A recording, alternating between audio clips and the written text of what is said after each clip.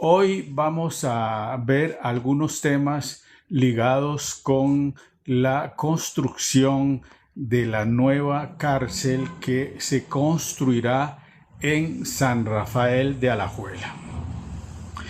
Y es interesante porque esto nos permite ver un poco la historia penitenciaria de Costa Rica. Eh, hay hechos que son realmente excepcionales en el país. Es decir, uno pensaría que las cárceles son muy antiguas como sistemas de reclusión de quienes han infringido la ley, cometido un delito, han sido juzgados y sentenciados. En Costa Rica resulta que no. En el pasado, normalmente había algunas áreas del país, como era un país poco poblado, que eran como tierras de, digamos, se llamaban destierros. Usted era desterrado, digamos, a una determinada comunidad. Y hubo, digamos, muchos pueblos, algunos cercanos hoy día, a uno le parecería, pero en donde entonces se enviaba a alguien que había cometido un delito, un crimen, etcétera, etcétera, ¿verdad? En realidad la historia penitenciaria está más bien ligada con el inicio del siglo XX, ¿verdad? Cuando se crea la famosa Penitenciaría General. Sí, ahí donde está hoy día el Museo de los Niños, yo creo que la mayoría de ustedes debe recordarlo, ¿verdad? Estuvo ubicada la Penitenciaría Central. Pero vean qué curioso, antes de eso, digamos, los reos más peligrosos iban, y eso también es historia que conocemos, digamos, a San Lucas, a una isla, la famosa isla de San Lucas, enfrente de Punta Arenas. Ahí, por muchos años, hasta creo que 1971, funcionó como, como cárcel, ¿verdad? Y digamos que los reos más peligrosos generalmente se mandaban a la isla de San Lucas. Y también en el gobierno de Tomás Guardia, en 1871, por ahí, la isla del Coco. Lo que pasa es que la isla del Coco está muy lejana en el mar Pacífico de las tierras costarricenses, ¿verdad? Eso era como que lo mandaran a uno a la luna, por así decirlo, ¿verdad? Era una isla en aquella época, uno, poco accesible, ¿verdad? Pero bueno, sin embargo, el hecho de haber sido declarado en algún caso prisión siempre ha sido como un argumento para Costa Rica defender la territorialidad de la isla del Coco. Entonces había dos islas, la isla de Coco y la isla de San Lucas. Y eso, digamos, marcaba un poco la visión que a veces nosotros tenemos de las islas. En otras partes del mundo, generalmente las islas tienen un gran desarrollo turístico, como es hoy día. Ha buscado retomar más bien ese camino de las islas costarricenses. Pero bueno, en el pasado eran vistas como tierras de confinamiento de los que habían cometido delitos, los criminales, llamémoslo, los que habían infringido la ley, digamos, para usar una expresión más acorde. Y bueno, la penitenciaría central, aquí a la entrada de Tibás, en donde está hoy día el Museo de los Niños, tuvo una vida larga. Fue también el gran problema de este tipo de edificaciones es que, digamos, se hacen para la criminalidad de una determinada época, pero los delitos van aumentando en la sociedad, ¿verdad? Es decir, lo que es hoy día un delito podía no serlo o podía ser evadido, digamos, en el pasado. digamos, los delitos sexuales, por ejemplo, no se crean que siempre han sido punibles, ¿verdad? O la gente evadía el país. La penitenciaría central, ¿verdad?, de la República, como llamábamos a la PENI, que era el abreviativo, ¿verdad? O sea, cualquier cosa vas para la PENI, ¿verdad? La Penitenciaría General de la República. Y llegó un momento en que hubo una enorme preocupación por la saturación, ¿verdad? La densidad tan elevada de presos que hubo en la penitenciaría y la violencia de los grupos, porque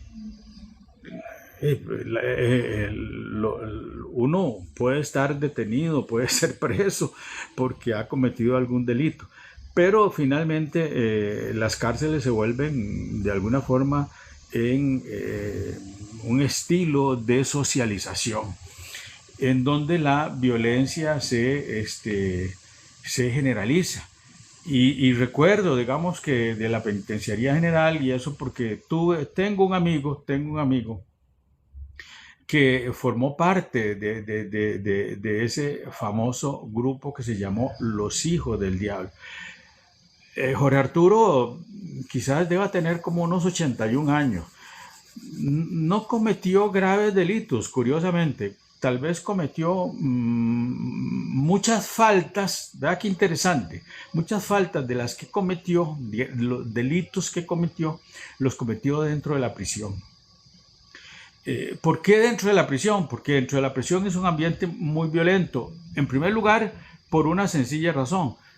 Hay solo personas del mismo, digamos, del mismo género. Son, en este caso, penitenciarías masculinas, ¿verdad? Y entonces se genera, son muy violentas. Y bueno, además, los hombres encerrados en un medio en donde no había condiciones, se vuelven mucho más violentos, ¿verdad? Y entonces apareció esa famosa organización. Era realmente, y hay historias, no sé si se ha escrito la historia de los hijos del diablo, pero por ejemplo, no sé, dentro de sus comidas era la famosa sopa de ratas, ¿verdad? ¿Por qué? Bueno, porque detrás pasa parte del río Torres, o un afluente del río Torres que pasa por ahí, y era un lugar de fuga también, esa zona, digamos, las partes traseras de la penitenciaría, ¿verdad? Se fugaban por ahí, ¿verdad? Pero entonces también había ese tipo de roedores, ¿verdad? Y cuando esos roedores, digamos, llegaban al territorio donde estaban, digamos, los prisioneros, pues eran aprovechados, ¿sí? Era terrible eso. Escuchar, digamos, las historias de muerte, crímenes violentos.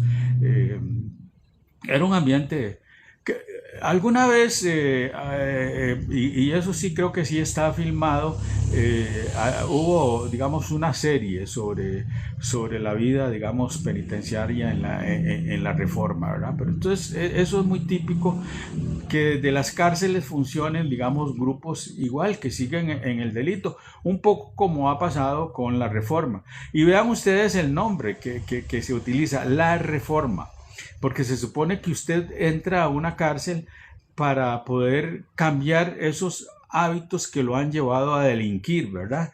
Entonces, con ese sentido, se crea, digamos, la reforma, ¿verdad?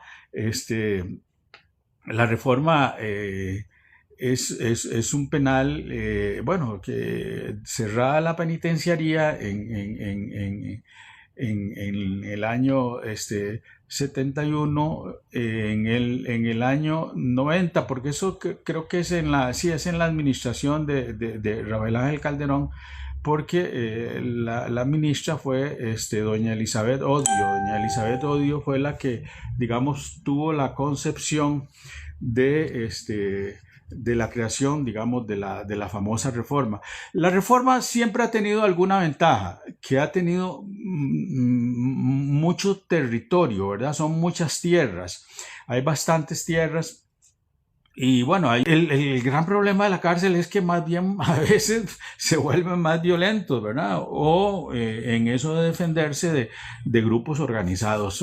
Es un tema, el ser humano, los investigadores lo han estudiado, hay especialistas en esa materia. Bueno, hoy el presidente de la República andaba justamente en tierras de la reforma. Hoy día ahí es donde se va a crear la famosa, que ya empezó el proceso de construcción. Hoy se pone la primera piedra, pero en realidad ya el terreno se había preparado, ¿verdad? El terreno se había preparado y va a ser, digamos, una cárcel que se va a denominar una cárcel de alta contención. Es una cárcel de alta contención. ¿Y por qué de alta contención? Bueno, porque también, igual que en otras épocas, ¿verdad? Los delitos han aumentado. Evidentemente, los delitos de narcoactividad, muchos delitos de la narcoactividad es totalmente distinto, ¿verdad? Porque es distinto en qué sentido. En primer lugar, se maneja muchísimo dinero y muchísima tecnología, ¿verdad? Hoy día incluso el transporte del polvo blanco es cada vez más sofisticado, ¿verdad? O se usan aviones o se usan, digamos, vea que por ejemplo en Colombia han construido submarinos, ¿verdad? Para hacerlo bajo la superficie marina, ¿verdad?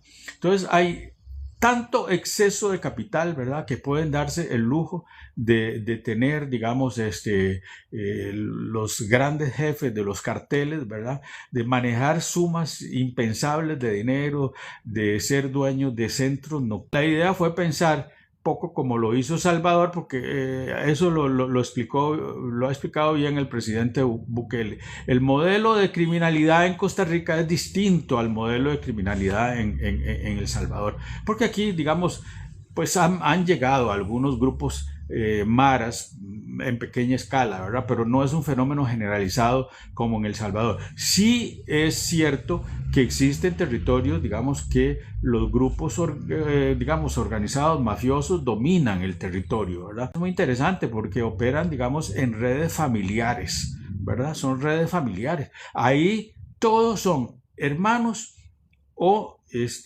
primos hermanos y están estratégicamente ubicados. Hasta eso, digamos, estudiaron dónde vivir, que son de dónde tienen ellos incluso puntos para observar cuando hay operativos del OIJ, aparte de que, y esto es duro decir, el OIJ está también penetrado por muchos por capital del narcotráfico, ¿verdad? Es que manejan sumas, digamos, increíbles, son sumas elevadísimas, ¿verdad? Y el presidente, digamos, da un paso adelante creando un centro de alta contención, ¿verdad? Y eso, pues, permitirá al menos que un mejor control de armas, armas de fuego, cuchillos, eso